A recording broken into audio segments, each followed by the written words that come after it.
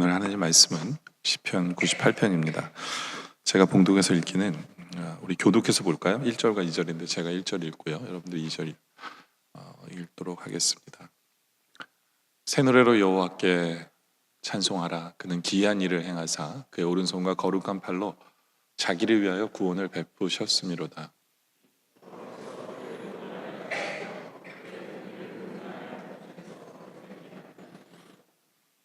아멘. 오늘 그 재직 헌신 예배인데요. 우리가 시편 98편의 말씀을 가지고 우리 영락의 재직들이 어떠한 모습으로 살아가기를 원하는가에 대해서 우리가 한번 보려고 합니다. 첫째는 기이한 일을 행하신 하나님을 하나님께 새 노래로 부르는 그러한 재직들이길 원합니다. 1절에 보면 이렇게 시작하죠. 새 노래로 여호와께 찬송하라. 새 노래로 여호와께 찬송하라.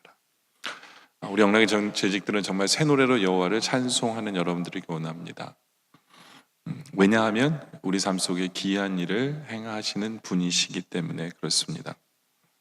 근데 이렇게 새 노래로 헌신하고 새 노래로 부르는 재직이 되기 위해서는 그 사람이 누구냐가 중요합니다. 아무나 부른다고 새 노래가 되는 게 아니라 새 노래를 부를 자격이 있어야 돼요.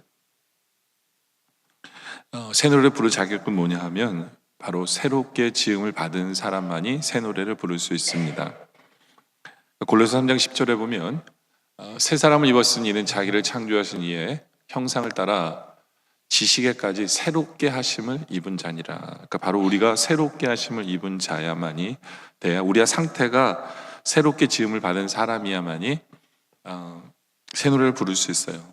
그래서 고린도후서 5장 17절에 보면 그런즉 누구든지 그리스도 안에 있으면 새로운 피조물이라. 바로 이것이 우리의 모습이어야 됩니다. 이전 것은 지나가시 보라 새 것이 되었도다. 성경은 새 아래 새 것이 없다고 하지만 아담의 타락 이후 모든 인간은 죄인이고 변질되었어요. 그러나 예수 그리스도로 말미암아 이제 우리가 새롭게 되어집니다. 새로운 피조물, 새 것, 새 사람이 되었어요. 하나님의 형상을 회복했습니다. 하나님의 형상을 회복해서 이제는 이 상태로 결코 변하지 않는 새로운 피조물의 상태로 우리가 하나님을 섬깁니다. 바로 그렇기 때문에 우리 예수 믿는 모든 사람들은 구원받은 사람일 뿐만 아니라 새로운 피조물, 새로운 사람들이기 때문에 우리가 하나님께 올려드리는 찬양은 새 노래가 되어집니다. 그리고 우리가 올려드리는 이 새 노래는 하나님이 받으십니다. 반대로 얘기하면 예수를 믿지 않는 사람의 노래는 하나님이 받으시지 않습니다. 아무리 구원받지 않은 사람이 마음을 가다듬고 훌륭한 노래를 부르고 아무리 좋은 탤런트를 가지고 멋지게 노래를 부를지라도 그 노래는 하나님이 받지 않으십니다. 진정으로 거듭난 하나님의 자녀가 부르는 노래, 새 사람이 부르는 노래, 그 새 노래를 하나님은 받으십니다. 다시 말해서 우리 재직들은 이미 예수를 믿는 우리들이기 때문에 새 노래를 부를 자격이 여러분에게 주어졌습니다.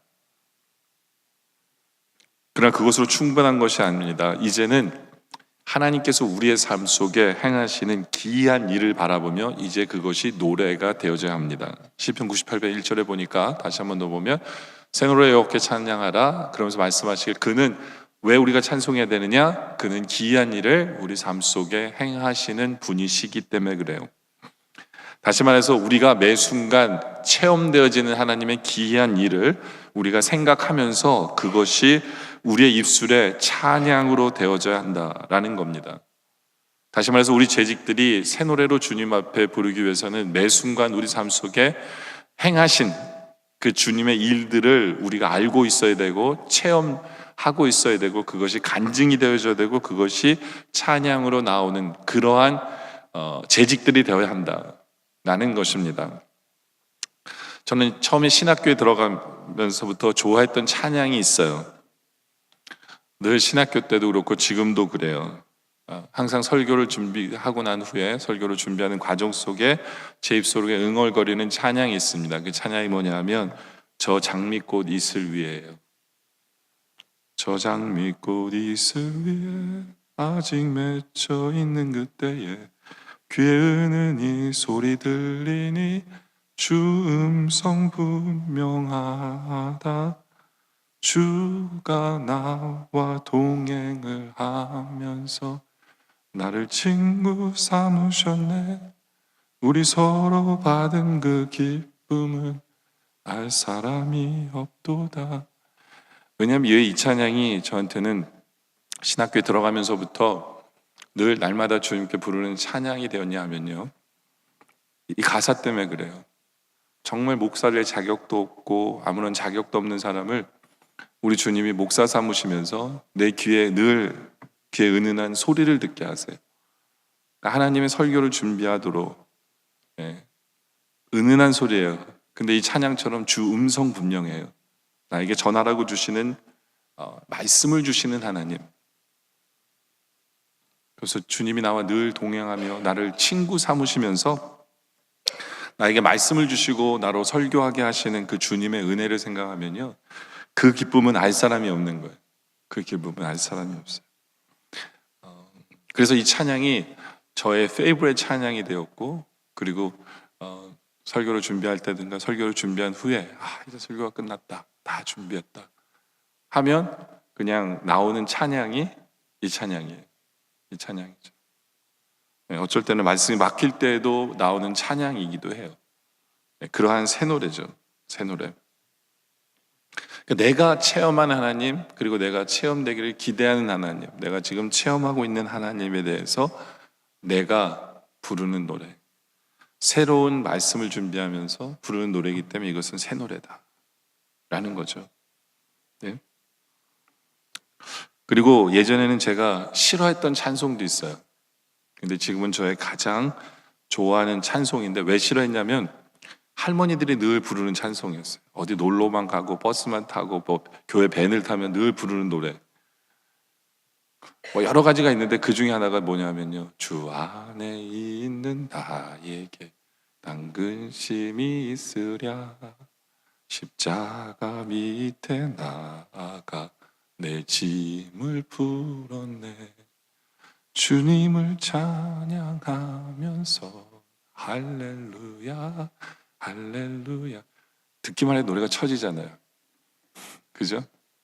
근데 이 찬양이 언제부터 저의 가장 페이보릿이 됐냐면, 우리 영락교회가 저희 여기가 이사 오고 나서 제가 수협에 설교 준비를 하고 있는데 갑자기 유대 그 학교에서 전화가 왔어요. 구성전을 안 사겠다고. 구성전을 안 사겠다는 소식이 하필이면 수협에 설교하는 날 저한테 연락이 온 거예요. 진짜 하늘이 캄캄하더라고요. 그런데 그때 하나님 주신 찬송이 이거였어요. 주 안에 있는 나에게 딴 근심이 있으랴, 십자가 앞에 나아가 내 짐을 풀었네. 그렇죠? 주님을 찬송하면서 할렐루야 할렐루야. 그리고 그날 주신 말씀이 두려워하지 말라였어요. 걱정하지 말라. 그래서 항상 지금도 걱정되고 근심된 일, 도저히 풀릴 것 같지 않은 그러한 일들 앞에서 항상 나오는 찬송이 그거예요. 주 안에 있는 나에게 난 근심이 있으랴. 이 찬송을 부르면 해결해 주시는 주님이 보여요. 이 찬송을 부르면 역사하실 주님이 기대가 돼요. 또 항상 내가 어떤 일을 할 때마다 내가 앞서려고 하고 내가 하나님의 영광을 가릴 것 같은 그런 순간이 있으면요, 항상 하나님께 영광 이러면서 살아야 되는데, 어느 순간 사람들이 저한테 잘했다 그러고 뭐 이러한 일들이 벌어지면 떠오르는 찬송이 있어요. 뭐냐면 하나님께 영광, 하나님께 영광, 하나님께 영광, 날 사랑하신 주, 그 피로 날 구하사 죄에서 건지셨네, 하나님께 영광. 이 찬양이 왜 기억나냐면요, 하나님이 저를 처음 목사로 부르실 때 하필이면 그때가 제가 결혼하기 한 달 전이었어요. 너무 감사한 거예요. 나 같은 사람을 목사 되라고 부르시는 하나님 너무나 감사해서 하나님 앞에 결단한 것 중에 하나가 뭐냐면, 하나님, 저는 목회하면서 늘 목표가 하나님께 영광 돌리는 게 제 목표이길 원합니다. 이게 제 소원이었어요. 그래서 지금도 습관적으로 하나님께 영광 돌리며 살게 해주세요가 이게 저의 기도거든요. 그러다 보니까 이제 결혼식을 딱 해야 되는데, 이 노래가 꼭 부르고 싶은 거예요. 그래서 결혼식 하기 시작하기 제일 순서가 이 노래였어요. 그래서 제가 우리 교회에서 찬양을 하는 형한테 부탁을 했어요. 형, 보통은 특송이 축가가 뒤에 있는데 시작할 때 불러달라고. 시작할 때. 그래서 하객들이 다 앉아 있을 때 그 형이 이 찬양을 불러준 거예요. 네.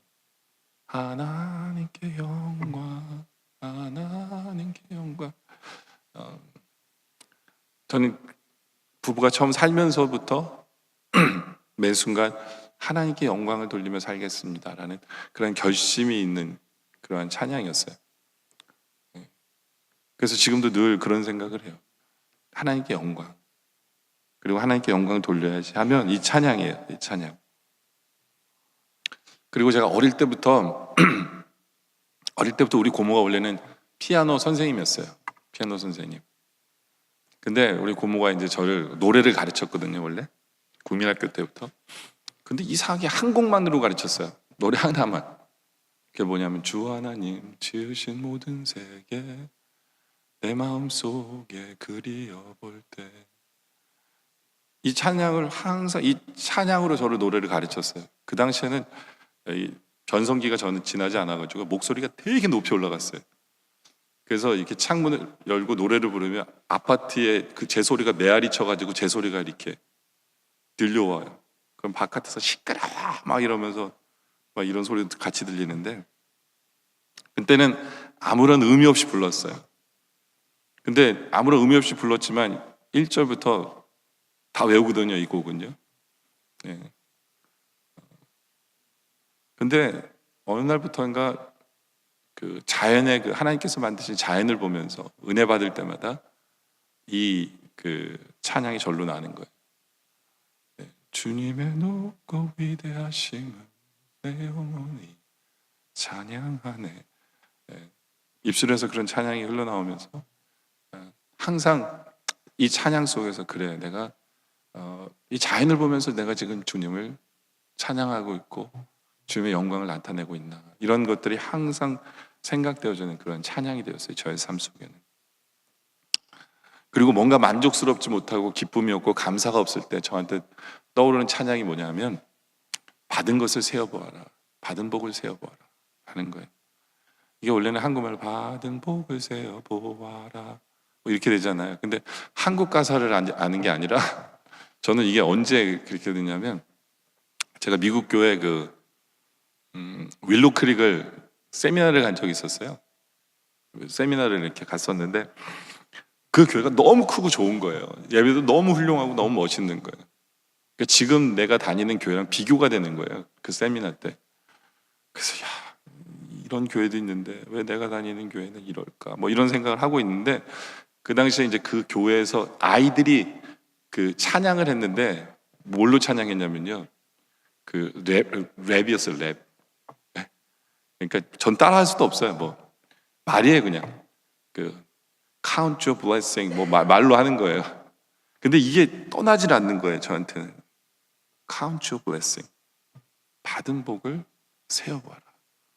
네. 그러니까 이게 제 머릿속엔 찬양의 가사지만 그냥 가사로 딱 머리에 박힌 거예요. 그래서 항상 순간 불평이 있고 만족스럽지 않을 때 그래 count my blessing. 하나님 나에게 이미 주신 것을 보지. 라는 이 찬양이 제 머릿속에 맴돌면서 다시 한 번 더 감사하게 되고 하는 그 찬양이 되어지는 거예요. 그리고 우리가 살다 보면 주님 사랑해요라고 고백하고 싶을 때가 있잖아요. 그렇죠? 그때 저는 이제 생각나는 게 유행가예요. 저는 이제 왜 이 유행가가 그렇게 됐냐면 저는 옛날에 이제 저희 아내한테 이제 사랑의 고백을 노래를 많이 이렇게 녹음을 해서 준 적이 많아요. 뭐 기타도 쳤고 그래서 피아노도 조금 치고 하니까 저희 아내한테 뭐 나훈아의 노래도 불러가지고 녹음도 하고 막 이랬었거든요. 근데 아내를 위해서 사랑의 노래를 되게 많이 하다 보니까 하나님이 저한테 그러시는 것 같아요. 야, 너는 나를 위해서는 사랑의 노래가 없냐? 그런 느낌을 받았어요. 그런 느낌을. 그래서 하나님, 제가 제일 좋아하는 게 시편 18편이거든요. 나의 힘이 되신 여호와 내가 주를 사랑하나이다. 이게 찬양 있잖아요. 나의 힘이 되신 여호와여 내가 주님을 사랑합니다. 주님 저 이런 찬양 부르잖아요. 그랬더니 야 그래도 네가 그렇게 와이프를 위해서 유행가도 있는데 유행가도 부르는데 유행가에서는 나를 사랑한다는 곡은 없냐? 이런 느낌이 있었어요. 예. 그래서 주님 그래서 저희 와이프한테는 녹음을 안 해준 노래가 하나가 있어요. 그러면서 이제 하나님께 늘 그래서 이 유행가를 정말 많이 불러요. 지금도 저는요 길을 가다가도 흥얼거리다 거 보면 이거예요. 예. 이 가사가 뭐냐면 그대 내게 행복을 주는 사람 내가 가는 길이 험하고 멀지라도 그대 내게 행복을 주는 사람 이 노래예요. 예. 하나님이 나에게 행복을 주는 사람입니다. 예. 예. 이리저리 둘러봐도 제일 좋은 건 그대와 함께 있는 것. 혹시 여러분들이 제가 이 가사를 흥얼거리는 걸 들으시면요 착각하지 마세요. 이게 저 목사는 뭐 이렇게 유행가를 그렇게 부르고 난리야. 그게 아니라요. 저는 하나님을 생각하면서 부르는 거예요. 이 노래가 나에게 행복을 주는 사람. 내가 가는 길이 험하고 멀지라도 네? 내가 이리저리 둘러봐도 제일 좋은 건 우리 하나님. 우리 하나님. 네. 여러분들에게는 불려지는 새 노래가 뭡니까? 네. 이 새 노래라는 건요 옛날 노래가 아니에요. 옛날 노래를 부르면 안 되고 새로운 곡을 작사 작곡해서 불러야 된다는 게 아니라 예전에 내가 경험되어진 그 노래가 지금의 상황 속에서 나의 마음속에 불려지는 것. 이것이 새 노래예요. 이것이 새 노래예요. 그 노래 부를 때는 결단이 있고 이런 것들이 다 들어있는 거예요. 오늘 시편 기자도 보면요. 시편 기자도 이 노래를 새 노래를 부르라고 할 때 이거는 보면요. 이 시편 98편의 이 스트럭처가 어떻게 되어 있냐면요. 1절부터 3절까지는 1절부터 3절까지는 과거의 얘기를 해요. 과거의 얘기를. 보세요. 새 노래와 함께 찬양하라. 그의 기이한 일을 행하신 거예요. 그 오른손 거룩팔로 자기를 위해 구원을 베푸셨던 일, 과거에 있었던 얘기를 가지고 새 노래를 부르라고 얘기하는 거예요. 여호와께서 그 구원을 알게 하시며 그의 공의를 문나라의 목전에서 명백히 나타내셨도다. 과거죠. 그렇죠. 그가 이스라엘 집에 베푸신 인자와 성취를 기억하셨으므로 그 땅까지 모르는 것이 우리 하나님 구원을 보았도다. 그러니까 하나님이 행하셨던 그 구원의 역사, 행하셨던 그 일을 보면서 이 과거의 일을 가지고 현재는 뭐 하느냐?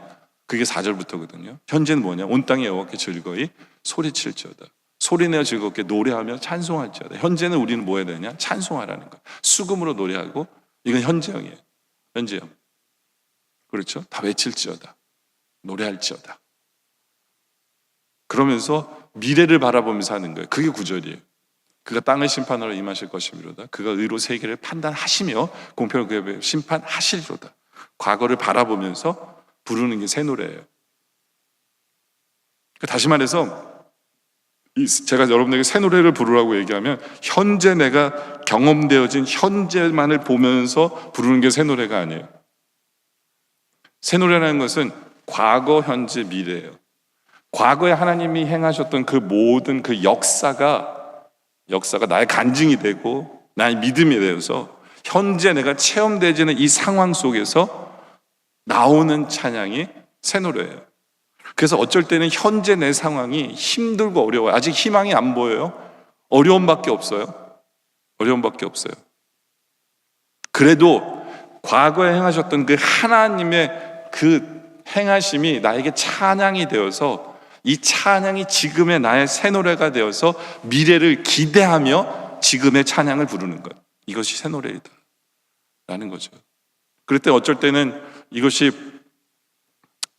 지금은 너무 더 암담할 수 있어요. 그래도 새 노래를 부르는 거예요. 그러니까 주 안에 있는 나에게 단 근심이 있으랴. 이 노래를 부른다는 것은 지금 내가 힘들고 어렵고 풀리지 않는 문제 속에 지금 있다는 거예요. 그렇죠. 이것이 과거에 행하셨던 그 믿음을 가지고 미래를 바라보면서 이미 이 찬양을 부르면서 주님 앞에 그 이미 되어질 거라고 믿고 감사하며 부르는 것. 그것이 새 노래예요. 새 노래. 그런 새 노래들이 우리 안에 넘치기를 원합니다. 우리 재직분들에게 넘치기를 원해요. 저는 제가 내 마음대로 하려고 하고 내 결정대로 하려고 하고 그럴 때마다 제 입술에서 나오는 찬양이 있어요. 그게 뭐냐면 왕이신 나의 하나님 내가 주를 높이고 영원히 주의 이름을 송축하리이다. 이 찬양이 어떻게 저의 찬양이 됐냐면, 제가 예전에 필라델피아에서 부목사로 섬길 때 담임 목사님이 새로 오셨어요. 담임 목사님 새로 부임하셨는데 이 목사님이 오셔가지고 예배 첫 시작할 때 1년 동안 지겹게 1년 동안이야. 이 목사님 대단했죠. 1년 동안 딱 그 예배 시작을 하러 딱 올라오신 부른 찬양이 그거예요. 왕이신 나의 하나님 내가 주를 높이고 영원히 주의 이름을 송축하리이다. 근데 이분이 이 찬양을요 1년 내내 매주일 하는데, 처음에는 몇 번 들었을 때 성도들이 참 은혜롭다, 표정이나 뭐 어떻게 저렇게 다 맞을까, 중간에는 이걸 또 부르네 저걸 왜 해. 저도 똑같은 심정이었어요. 1년 동안 부르는데 그 안에 저의 신앙의 모습이 불평도 있고 불만도 있고, 그러면서 중간중간에 내가 이 노래를 진짜 바르게 부르고 있나라는 이런 생각을, 그러면서 1년이 싹 지나면서 무슨 생각이 딱 드냐면요, 정말 내가 하나님을 왕으로 모시고 있는지, 나는 내 삶 내 마음대로 지금 하려고 하고 있지 않은지, 내 방식대로 하려고 하고 있지 않은지, 이런 생각이 드는 거예요. 그러면서 그런 생각이 조금이라도 들 때마다 왕이신 나의 하나님 내가 주를 높이고 영원히 주의 이름을 송축하리이다. 왕이신 나의 하나님, 정말 내가 하나님의 왕으로 모시고 있는가? 이러한 질문들을 하는, 여러분 이런 것들이 새 노래예요. 이게 새 노래예요. 아직은 내가 완전하지 못하고 그래 하나님 앞에 결단하는 것, 믿음을 보이는 것, 이런 것들이 다 하나님 원하시는 새 노래의 모습이다 라는 거죠. 저는 우리 영락에서 우리 재직분들한테 이런 간증이 있고 이런 새 노래가 있고, 늘 여러분들이 어떤 일을 주님을 섬길 때 항상 새 노래로 주님을 부르며 주님을 섬기며 나아가는 그런 모습이길 원합니다. 두 번째는 구원을 주시는 하나님을 새 노래로 불러야 한다라는 거예요.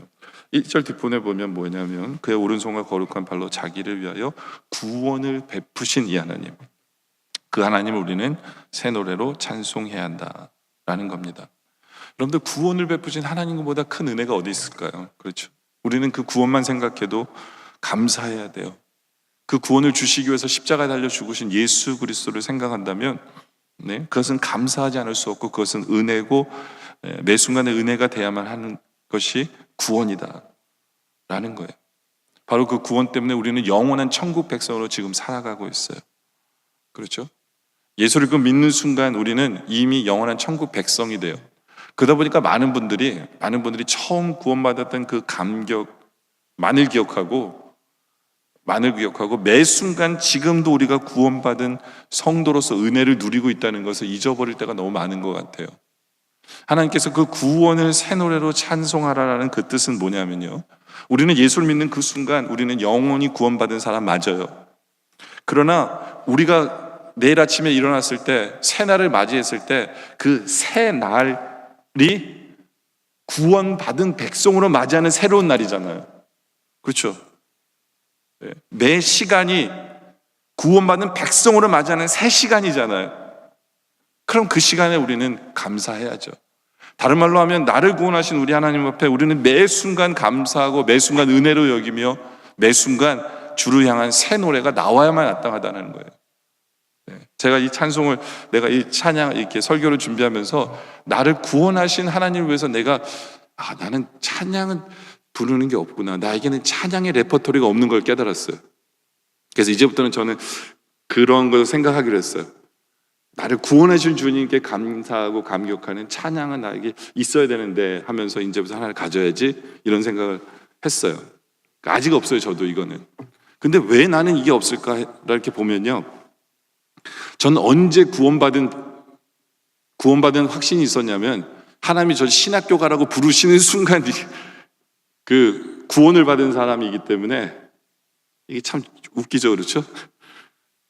그러니까 구원받은 후에 뭐 이렇게 신앙이 뜨거워지고 뭐 이러면서 제가 전도사가 된 게 아니라 저를 목사되라고 부르시는 순간 하나님 살아계시는구나, 하나님 나를 용서해 주시는구나, 하나님 나를 자녀 삼아 주시는구나, 이게 동시에 왔어요. 그러다 보니까 나에게 사명을, 일을 맡겨주시는 그 하나님에 대한 감격이 구원과 이게 겹쳐진 거예요, 저는.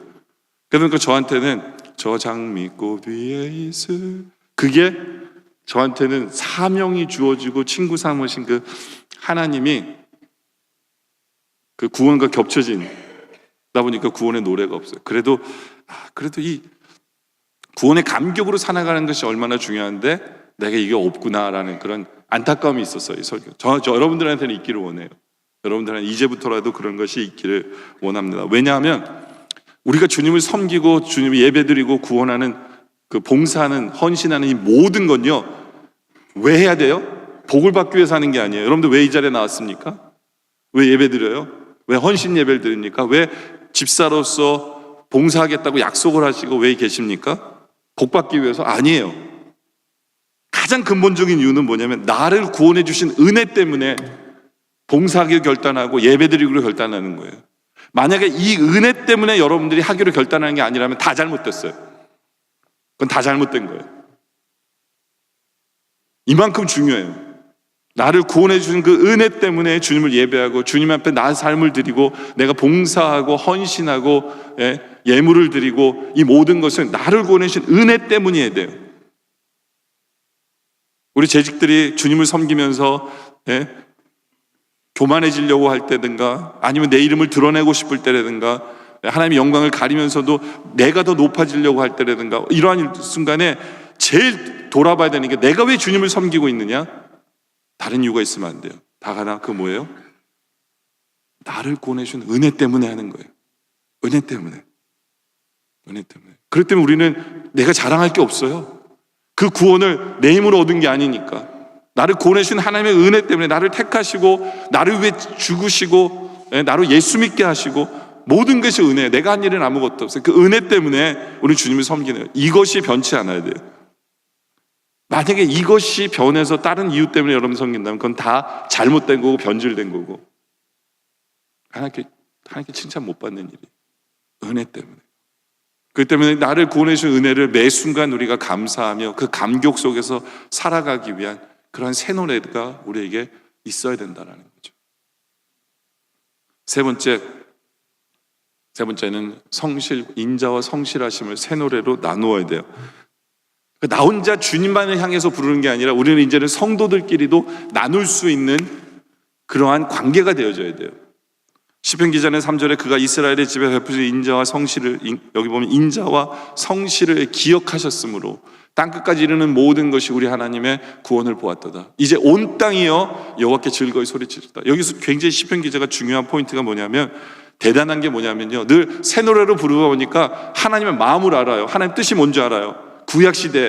구약시대에 온 나라가, 온 세상이 주님을 찬송하는 그런 세상이 되는 게 하나님의 뜻이라는 걸 알고 온 땅이여 여호와께 즐거이 소리 외쳐라 라고 새 노래로 노래하라고 얘기합니다. 이게 우리의 소원이 돼야 돼요. 그러기 위해서는 내가 부른 찬송이 나만의 찬양이 아니라 이제는 서로 화답되어지고 서로 통하는, 내가 이 찬양을 하면 저쪽에서도 화답이 오는 그러한 찬양과 그러한 대화가 되어져야 한다라는 거예요. 에베소서 5장 19절에 시와 찬송과 신령한 노래들로 서로 화답하며 너의 마음으로 주께 노래하고 찬송하며, 여기 보면 서로 화답해야 돼요. 믿음의 간증들이 주의 인자하심과 성실하심을 서로 화답해야 돼요. 야, 내가 이런 하나님을 느꼈는데 너도 이런 하나님을 느꼈구나. 우리는 주님을 섬기는구나. 너도 이런 하나님을 느껴야 돼. 우리 하나님이 이런 분이야. 그래, 나도 이러한 소통, 이러한 화답이 있어야 되는 거예요. 보통 교회에서 만약에 두 젊은 부부가, 임신한 두 아내가 만난다면 보통 이런 대화를 하겠죠. 임신 몇 개월이세요? 저는 4개월인데. 자매님은 저는 5개월이에요. 근데 지금 기분 어떠세요? 좀 힘들긴 해도 기분은 좋네요. 기대돼요. 근데 아들이면 좋겠어요? 아니면 딸이면 좋겠어요? 저는 둘 다 좋아요. 근데 우리 남편은 딸을 원해요. 빨리 남자애인지 여자애인지를 알아서 옷을 준비하러 샤핑하면 좋겠네요. 정말 그렇네요. 보통 임신한 부부들의 대화가 이렇잖아요. 그죠? 그런데 놀랍게도 2000년 전에 두 임신한 여자 둘이 만났어요. 그들의 대화는 어땠는지 아세요? 그들의 대화는 하나님 향한 찬양시로 가득 차요. 찬양시로. 한 여자가 그렇게 얘기합니다. 그대는 여자들 가운데 가장 복을 받은 사람입니다. 왜냐하면 그대의 태중에 아이가 복을 받았기 때문입니다. 그래서 주님의 어머님이 내게 오시다니 이게 어찌된 일입니까? 태중의 아이가 기뻐서 뛰노네요. 하나님의 말씀이 이루어주는 줄을 믿는 여자가 행복한 겁니다. 이런 얘기를 해요. 그때 이게 이제 세례 요한의 어머니가 말한 고백이거든요. 그때 마리아가 그 고백을 듣고 이런 얘기를 해요. 내 영혼이 주를 찬양하며 내 마음이 내 구주 하나님을 좋아합니다. 왜냐하면 이 비천한 여종을 하나님이 보살피셔서 은혜 베푸셔서 이 일을 행하셨기 때문에 저는 얼마나 행복한지 모릅니다. 그 크신 분이 나같이 작은 사람에게 이 거룩하고 자비로운 이 일을 행하셨기 때문에 그 팔로 하나님이 행하셨기 때문에 그러니까 뭐 두 여자가 임신한 여자가 만나서 우리 아기가 어떻고 우리 남편이 어떻고 이런 게 아니에요. 그들에 대한 주님을 찬양해요. 주님을 높여요. 근데 놀라운 게 뭐냐면 둘 중에 한 여인은 10대 소녀였어요. 10대 소녀. 10대 소녀의 고백이에요. 10대 소녀의 고백이에요. 이게 이들의 대화예요. 이게 이들의 대화였어요. 그리고 예수님이 태어난 후에 그 부모가 정결의식을 행하기 위해서 예루살렘 성전에 들어갔을 때 거기서 만난 시몬이라는 사람이 있었어요. 이 사람은 성령 충만해서 이런 고백을 하죠. 주님, 이제 이 종이 편안히 눈을 감을 수 있겠습니다. 내 눈이 주의 구원을 보았습니다. 주님께서 이 모든 것을 메시아를 이 나라를 위해서 주셨으니 이스라엘의 영광입니다 라는 고백을 해요. 그동안 메시아를 기다려온 사람의 고백이죠. 찬양이죠. 근데 보통 이제 연세 드신 분들이 어린애 뭐라 그래요? 그놈 잘생겼네. 뭐 이걸로 끝이잖아요. 근데 이들의 대화는 달랐어요. 또한 거기 있던 안나 선지자 같은 경우에도 누가 보면 2장 38절에 이건 구절이 있죠, 그죠? 없어요? 제가 읽을게요. 마침 이때 나와서 하나님께 감사합니다. 하나님 감사합니다. 예루살렘 속량을 바라는 모든 사람에게 하나님께서 이루어 주셨군요. 이런 고백들을 행하는 것. 여러분들, 우리 재직들의 대화가 좀 이런 수준 높은 대화였으면 좋겠어요. 영적인 대화들. 다른 사람이 어떻고 저쩌고가 아니라 하나님이 행하신 놀라운 일. 하나님 얼마나 대단하신지 몰라요. 하나님 우리 삶 속에 우리 하나님 찬양 받으셔야 돼요. 내가 절로 이런 찬양이 절로 나오네요. 이런 것들이 다 새 노래예요. 이런 것들이. 이런 대화들이 이루어지는 우리의 재직들이기를 원합니다. 이제 말씀의 결론을 내리죠. 제자입니까? 라는 책을 쓴 후안 칼로스 오르티스 목사님이 젊은 시절에 이제 그 유럽에 부흥 집회를 부탁을 받아서 아내와 함께 유럽에 갑니다. 애들은 이제 어머니께 맡기고 둘만 갔는데 로마에 갔을 때 애들이 붙인 편지가 도착해 있었어요. 자신들의 애들이 붙인. 근데 첫 번째 편지를 열었는데 6살짜리 애가 쓴 편지인데 6살짜리는 편지 쓸 줄 모르는데 글자는 알잖아요. 그러니까 글자로 쭉 나란 거야. 아빠, 엄마, 삼촌, 개, 고양이, 말, 소 뭐 이런 단어가 쭉 있었어요. 근데 그걸 보면서 이 엄마가 우는 거예요. 이 목사님도 코끝이 찡하더래요. 근데 5살짜리 애는 글을 쓸 줄 몰라요. 그러니까 그림을 그렸어요. 신랑 신부가 교회당 앞에서 이제 주례를 서고 있는 아버지의 모습을 이렇게 그림을 그린 거예요. 그래서 그걸 보면서 눈물이 핑 돌더래요. 그리고는 막내는 전체 더 어려요. 그림도 못 그려요. 근데 얘는 이렇게 뭘 대고 그렸나 봐요. 이렇게 삼각형, 동그라미, 뭐 이렇게 그걸 보내온 거예요. 근데 이 부부들이 그걸 보면서 눈물을 흘려요. 그랬더니 옆에 있었던 그 초청한 목사님이 뭐가 우냐고, 이게 왜 울고 있냐고, 이게 울 게 뭐가 있냐고, 이제 말도 안 되는 거 지금 받아놓고 울고 있다고. 그랬을 때 이 오르티스 목사님 뭐라 그랬냐면, 같이 살았기 때문에 이 아이들이 무슨 얘기를 지금 하고 있는 거를 느끼는 거예요. 느끼는 거예요. 그러니까 이렇게 삼각형 뭐 이런 것들은 자기가 애한테 준 장난감이었어요. 아버지가. 그러니까 그걸 보면서 아빠 감사해, 이걸 느낀 거예요. 아빠 감사해. 그리고 이름들이 쫙, 그러니까 집 주위에 있는 모든 사람들, 집에 있는 식구들을 쫙 얘기하면서 아빠 엄마를 제일 먼저 쓴 걸 보면서 느끼는 게 뭐냐면, 아빠 엄마 보고 싶어 라는 것으로, 그러니까 같이 사니까 이게 그 스토리가 이해가 되는 거예요. 그 스토리가. 제가 여러분들에게 묻고 싶은 건 뭐냐면요, 여러분들과 하나님 사이에 이런 관계가 있느냐는 거예요. 이런 관계. 하나님과 여러분들만 통할 수 있는 그 관계. 여러분들이 어떤 찬송을 부른다면, 그래, 네가 그 생각하고 있지. 그래, 내가 이루어 줄게. 나도 다 알아. 그래, 맞아, 그 찬송이야. 그러한 새 노래들이 우리에게 있냐는 거죠. 스토리가 있고 간증이 있고 하나님과 나만이 하는 어떤 그러한 노래, 그러한 찬양. 그래서 하나님과 다른 사람을 이해 못하더라도 하나님과 내가 통함으로 말미암아 정말 하나님이 기뻐 받으시고 나는 하나님 안에서 기뻐하고 감사할 수 있는, 그렇게 새 노래로 찬양할 줄 아는 우리 모든 재직들 되어지시기를 주님의 이름으로 축원합니다. 기도드리겠습니다. 아버지 하나님, 감사합니다. 우리의 삶 속에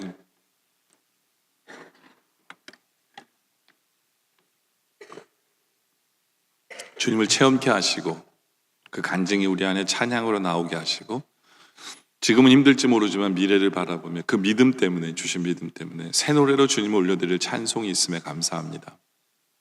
우리 재직들 한 사람도 빠짐없이 그런 새 노래로 넘쳐나게 하여 주시옵소서.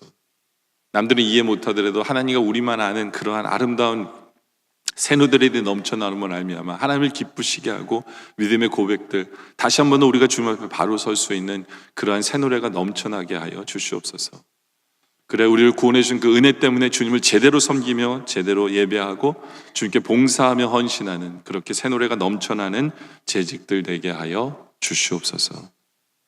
예수님의 이름으로 기도드립니다.